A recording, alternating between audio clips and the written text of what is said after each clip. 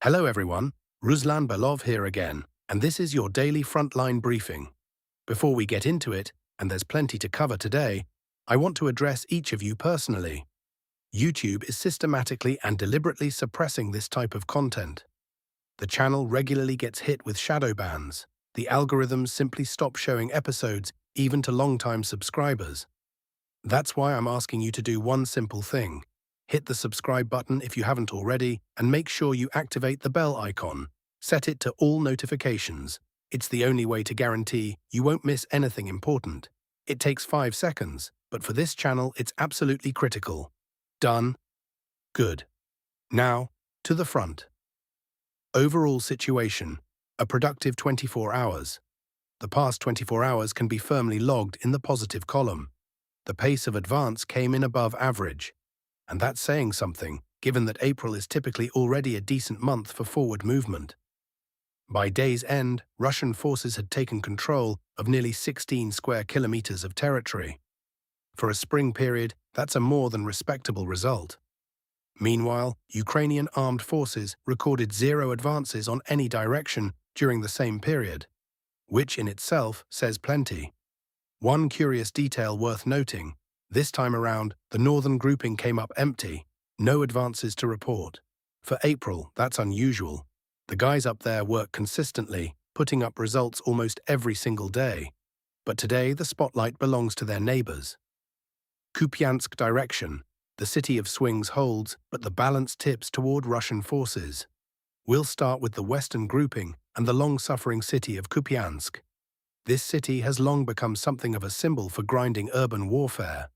Neither Russian forces nor the Ukrainian armed forces managed to establish firm control over it for an extended period. Classic back and forth, a step forward, a step back. But in recent weeks, the scales have clearly tilted toward the Russian side, and the past 24 hours confirmed it. Russian troops reclaimed control over a half-kilometer stretch of Michurina Street and advanced an additional 200 meters along Titova Street. But the most telling detail is the objective control footage showing Russian combat engineers already working on Michurina Street. And as anyone familiar with urban warfare knows, sappers arrive after the assault troops have already pushed forward. That means the actual advance on the ground may exceed what's officially confirmed at this point. The engineers are clearing what the UAF left behind: mines, tripwires, all the little gifts retreating forces tend to leave for those following them in. The UAF are naturally trying to reverse the situation. But their attempts, to put it mildly, are not looking convincing. Just recently, Ukrainian forces attempted to push infantry reinforcements toward the city, loaded troops into a pickup truck, and headed for Kupiansk. The outcome was predictable: they never made it. Russian fire assets in this area continue to operate with consistently high effectiveness against enemy vehicles and personnel. Fighting within the city limits continues. But the trend is clear. For Russian forces right now, there is significantly more going right here than for the opposition. Kupiansk-Vuzlovyi, consolidation in apartment blocks, forest clearing complete. Also deserving separate attention is the situation on the left bank of the Oskil River, where fighting continues for the urban-type settlement of Kupiansk-Vuzlovyi. A few days ago, Russian troops managed to push into the settlement and establish positions in multi-story residential buildings, already a significant achievement at the time. The question then was, would they be able to build on that, or would the UAF manage to push them back out? The answer is in. And it's positive. Over the past 24 hours, Russian forces cleared a wooded area lying to the east of the railway line behind which the settlement is located. Simultaneously, 5 multi-story apartment buildings within Kupiansk-Vuzlovyi itself came under Russian control. For those who may not fully appreciate what that means, in urban combat, apartment blocks are not simply real estate. They are strong points, elevated firing positions, staging areas for reserves, and launch pads for further advances. Taking a high-rise building means gaining a tactical advantage that is extremely costly to reverse without heavy losses. Full control over the settlement is still a long way off.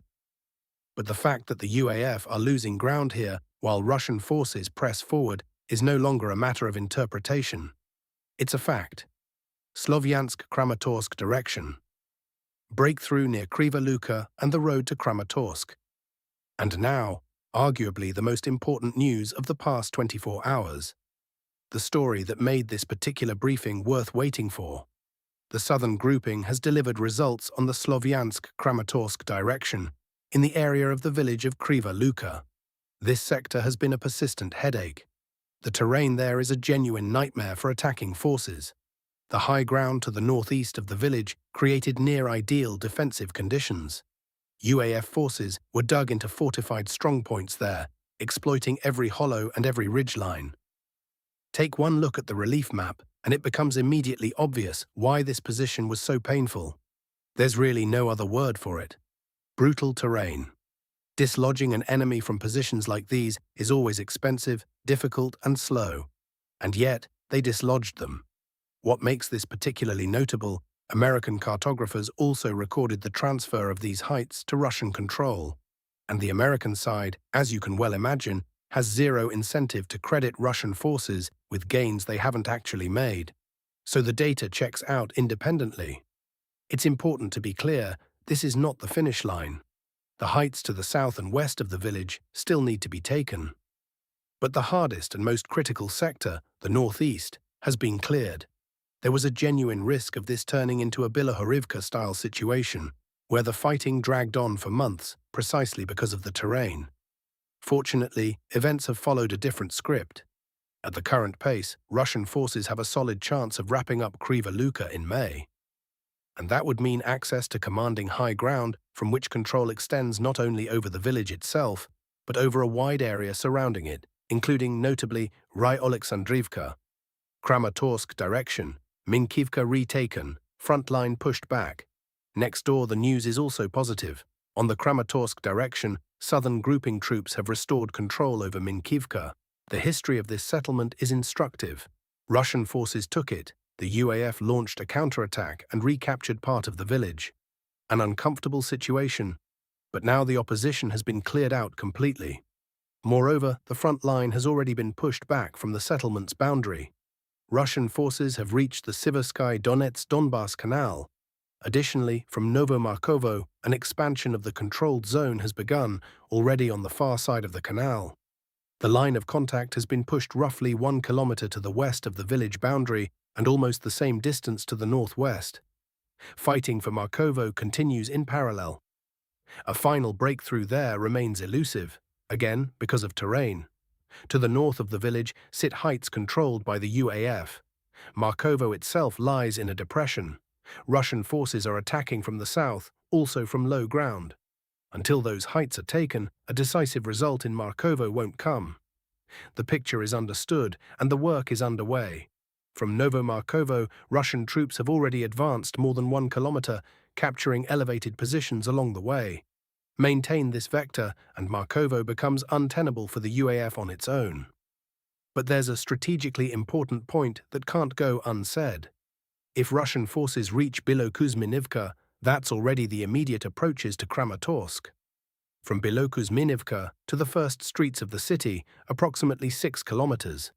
This is not an abstract prospect, it's a concrete operational horizon. Huliaipole direction, counterattack repelled, Verkhna Terza under pressure.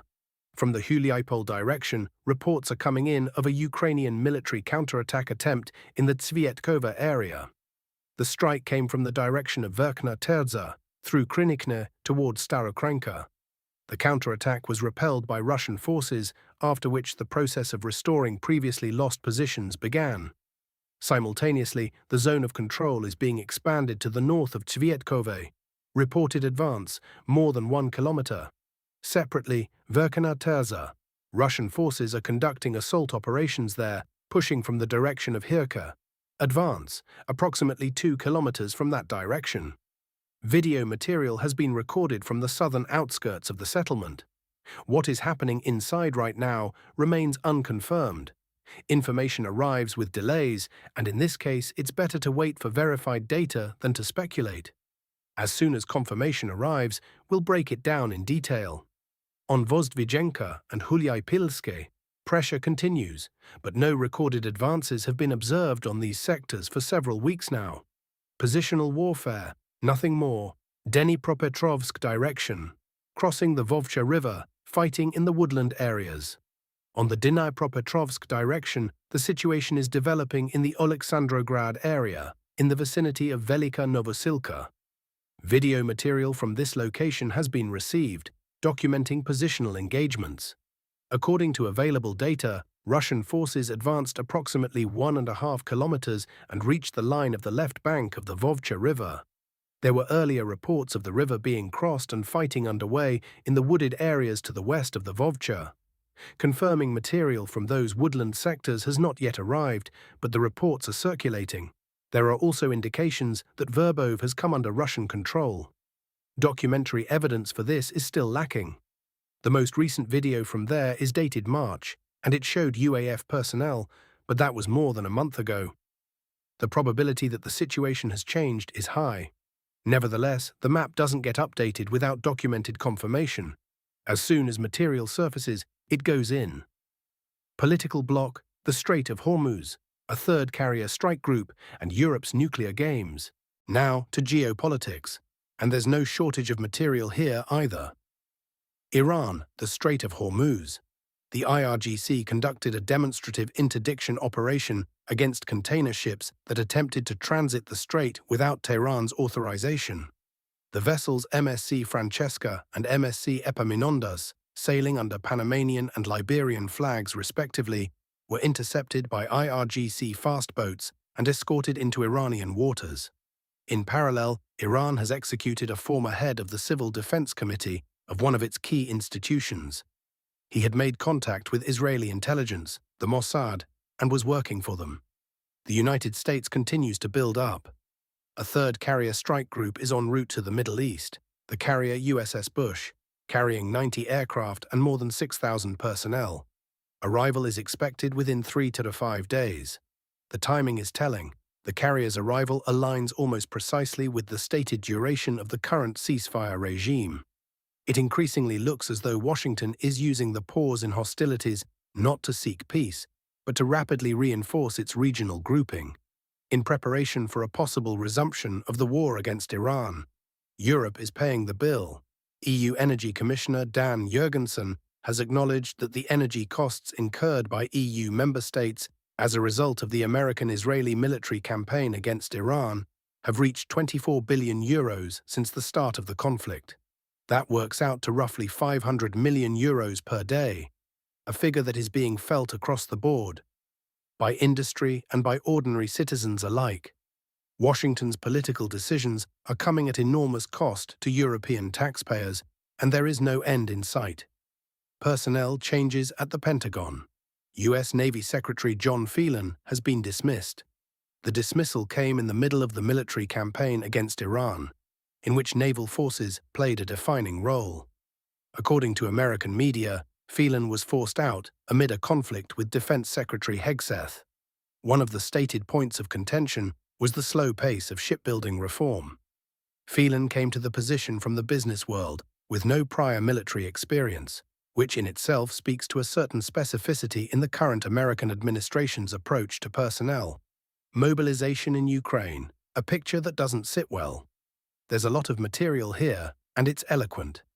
In Volyn, a military commissar chased a man onto the roof of a residential building. During the confrontation, both fell off the roof onto a second commissar standing below. From the street came shouted calls to shoot the fleeing man in the legs. The official response from the Territorial Recruitment Center, TRC, was entirely in keeping with the times. The man, they claimed, had climbed up there himself, got scared and asked for help. Their staff were simply trying to help him get down safely, after which the safely descended individual was dragged toward a vehicle.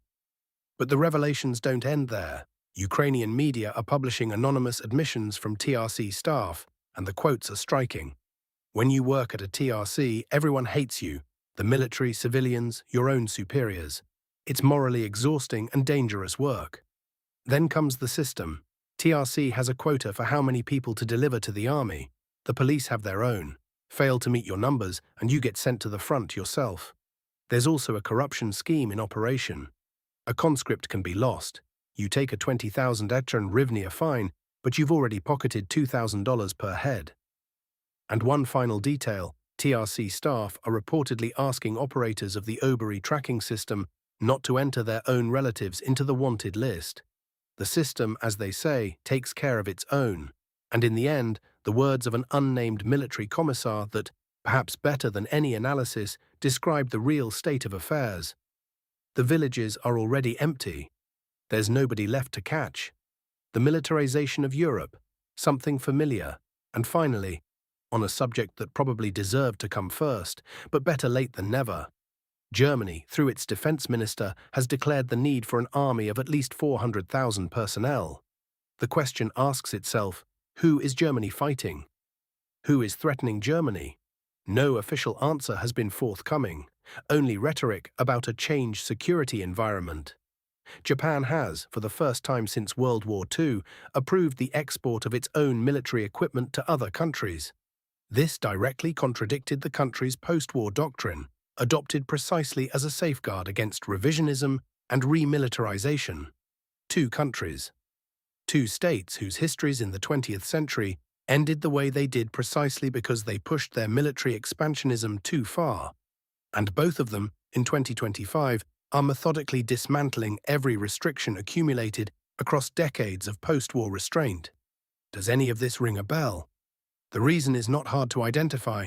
Over 4 years of war, not once has anything been done that would make these countries genuinely feel the consequences of their involvement in this conflict.